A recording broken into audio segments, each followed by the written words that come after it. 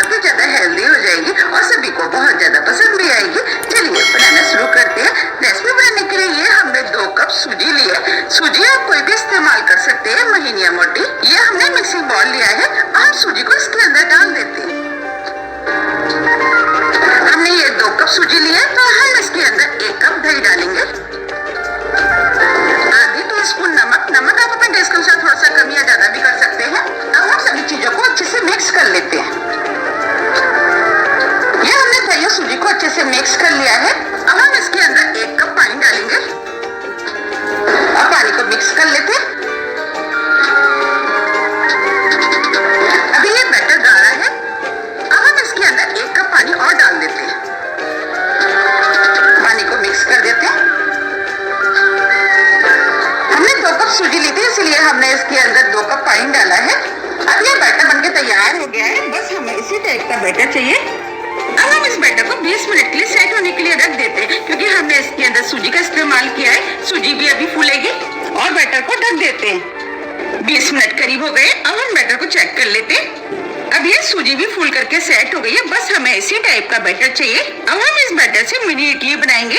इडली बनाने के लिए अगर आपके पास इस टाइप का मिनी स्टैंड है तो आप इसका इस्तेमाल कर सकते हैं, अगर नहीं है तो कोई बात नहीं, हम इसकी भी जुगाड़ करेंगे।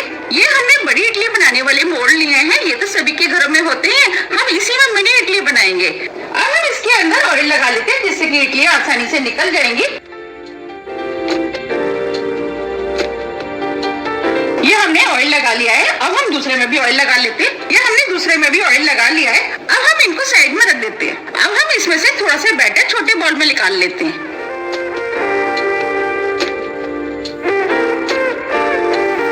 ये हमने आधे से भी कम बैटर इसमें निकाल लिया है। ये हमने इनो का पैकेट लिया है। अब हम इसके अंदर आधे से थोड़ा सा कम इनो इसके अंदर डाल देते हैं। अगर आपके पास इनो नहीं है तो आप इसकी जगह 1/4 टीस्पून बेकिंग सोडा का भी इस्तेमाल कर सकते हैं। अब हम इनो को इसके अंदर डाल देते हैं। ये हमने आधे पैकेट से थोड़ा सा ज्यादा इनो बचा लिया है। इनो को इस बैटर में मिक्स कर देते हैं। हमें बैटर को हल्के हाथ से मिक्स करना है। आप देख पा रहे हैं बैटर फूल गया है। अब हम इसके अंदर 1 छोटी चम्मच बैटर को इडली स्टैंड में डालेंगे। इस तरीके से हम सभी में बैटर डाल लेंगे। अगर आपके पास छोटी कटोरी है तो आप इस इडली को छोटी कटोरी में भी बना सकते हैं।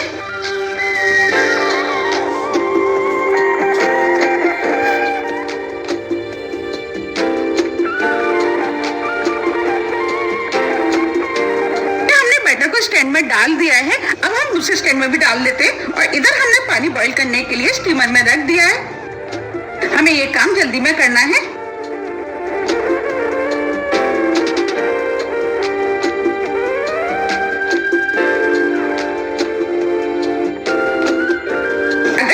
रेसिपी पसंद आ रही है तो रेसिपी को आप लाइक कर दीजिएगा। ये हमने दोनों स्टैंड में बैटर डाल दिया। अब इधर स्टीमर में पानी भी गर्म हो गया है। अब हम स्टैंड को इसके अंदर रख देते हैं।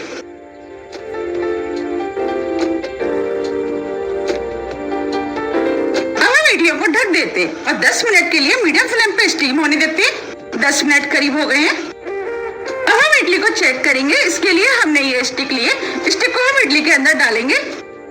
देखिए स्टिक एकदम क्लीन है, इसका मतलब ये स्टीम हो गई है। हम गैस को ऑफ कर देते हैं, स्टैंड को बाहर निकाल लेते हैं। ये हमने इडली स्टैंड को बाहर निकाल लिया है। अभी इडलियां काफी गर्म है। अब हम इनको थोड़ा सा ठंडा होने देते हैं। अब ये इडलियां ठंडी हो गई है। अब हम इनको निकाल लेते हैं। हमें इस तरीके से स्पून से निकालना है।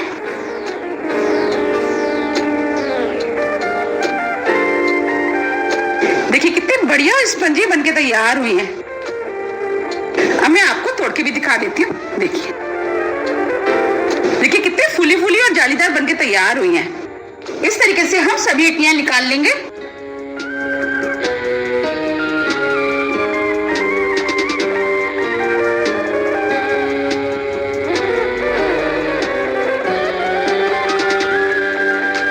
ये हमने सभी इडलियों को निकाल लिया है।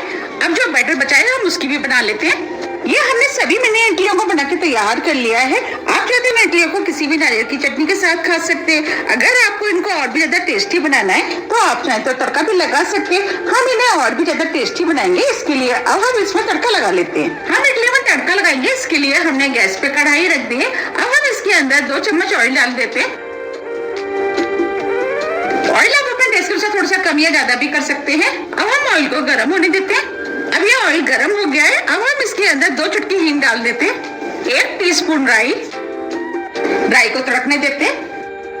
राई तड़कने लगी है। अब हम इसके अंदर 1 टेबल स्पून उड़द की दाल डालेंगे। ये हमने आधा इंच अदरक का टुकड़ा लिया है, जिसे छोटे पीस में काट लिया, वो भी डाल देते हैं। थोड़े से करी पत्ते, इससे फ्लेवर अच्छा आएगा। फ्लेम को हमने स्लो कर दिया है। अब हम इसमें 2 से 3 हरी मिर्च डालेंगे। मिर्च आप अपने टेस्ट के अनुसार थोड़ी सी कम या ज्यादा भी कर सकते हैं। अब हम सभी चीजों को हल्का सा भून लेते हैं। अब ये सभी चीजें हल्की सी भून गई हैं। ये हमने 1 मीडियम साइज की प्याज ली है, जिसे लंबे पीस में काट लिया, वो डाल देते हैं। प्याज को हल्के गोल्डन कलर का भून लेते हैं। अब ये प्याज भी हल्के गोल्डन कलर की भुन गई है। बस हमें इसी टाइप की भुनी हुई प्याज चाहिए। ये हमने 1 छोटे साइज की शिमला मिर्च ली है, जिसे लंबे पीस में काट लिया, वो भी डाल देते हैं। 1 छोटे साइज की गाजर, इसे भी लंबे पीस में काट लिया है, वो भी डाल देते हैं। अब हम सभी चीजों को 1 मिनट करीब भून लेते हैं, जिससे कि ये सभी चीजें हल्की सी सॉफ्ट हो जाए। हमें इन्हें ज्यादा सॉफ्ट नहीं करना है, हमें इनको क्रंची ही रखना है, जिससे कि ये खाने में टेस्टी लगेंगी। 1 मिनट करीब हो गया है। ये सभी चीजें हल्की सॉफ्ट हो गई है। ये हमने 1 कप पत्ता गोभी लिया है, जिसे पतले पतले लंबे पीस में काट लिया, वो भी डाल देते हैं और सभी चीजों को मिक्स कर लेते हैं। हम इन इडलियों में हेल्दी और टेस्टी बना रहे हैं, इसीलिए हमने ये सब्जियों का इस्तेमाल किया है। आपको जो भी सब्जी पसंद है वो डाल सकते हैं। अब हम गोभी को भी 1 मिनट करीब भून लेते हैं, जिससे गोभी भी हल्का सा सॉफ्ट हो जाए। अब हम इसके अंदर थोड़ा सा नमक डाल देते हैं, नमक टेस्ट के अनुसार। हमने नमक का इस्तेमाल इडली बनाने में भी किया है, उसको ध्यान में रखते हुए आप नमक का इस्तेमाल करें। अब हम इसके अंदर 1 टेबल स्पून सफेद वाले तिल डाल देते हैं।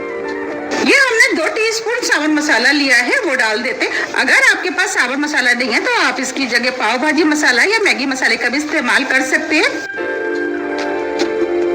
1 मिनट करीब हो गया है। अब ये सभी वेजिटेबल हल्की सॉफ्ट हो गई है। बस हमें इसी टाइप की सॉफ्ट वेजिटेबल चाहिए। अब हम इसके अंदर जो हमने इडली बनाई थी वो डाल देते हैं।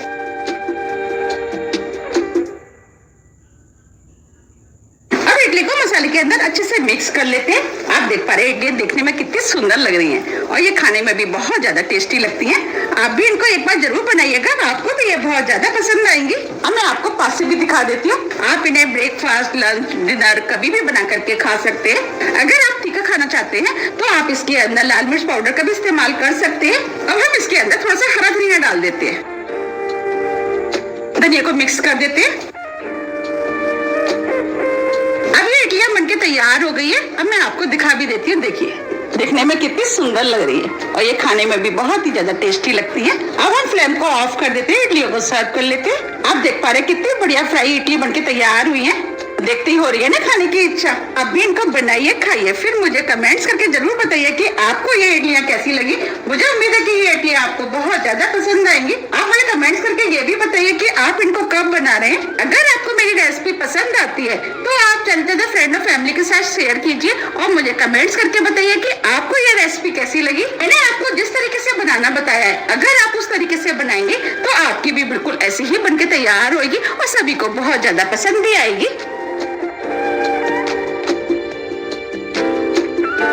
अब हम इसके ऊपर थोड़ा सा हरा धनिया और डाल देते हैं, जिससे कि इडलियां देखने में और भी ज्यादा सुंदर लगेंगी। अब मैं आपको पास से भी दिखा देती हूँ। देखिए कितनी बढ़िया इडली बनके तैयार हुई है। देखिए कितनी सॉफ्ट बनी है। हो रही है ना देखते ही खाने की इच्छा।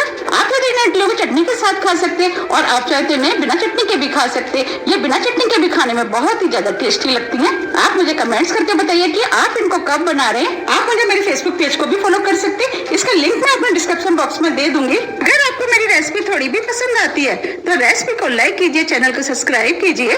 सब्सक्राइब बटन के बगल में जो बेल आइकन है उसे आप प्रेस करना ना भूलें, जिससे कि मेरी आने वाली वीडियो का नोटिफिकेशन आपको सबसे पहले मिल सके। अब हम फिर मिलते हैं इसी तरह की टेस्टी रेसिपी के साथ। जब तक के लिए नमस्कार।